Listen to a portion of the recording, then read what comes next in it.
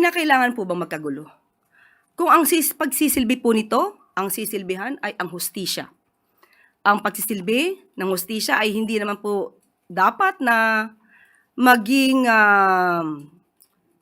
daan upang kampihan ang iilan o kakampihan ang ilang mga nasasangkot sa nasabing criminal complaint.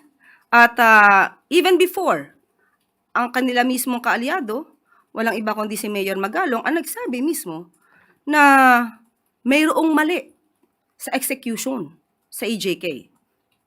Si Mayor Magalong na nagsilbing Oversight Committee Head ang umamin na maraming naging patayan na hindi nararapat. At ang ibang nasa listahan ay mga political rivalry di umano. At ito ay maling-mali.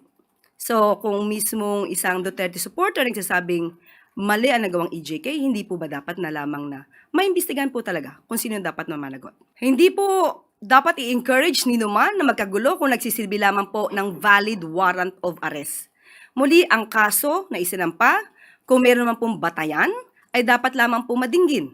Para malaman natin, pareho naman po ito magiging hustisya sa dalawang panig. Hustisya sa mga di umanong naging biktima ng EJK, ng extrajudicial killings, at ito ay magsisilbi ring hustisya para doon sa naaakusahan kung mapapakita niyang wala naman siyang kinalaman at wala siyang kasalanan, maaaring magkaroon ng acquittal sa nasabing kaso.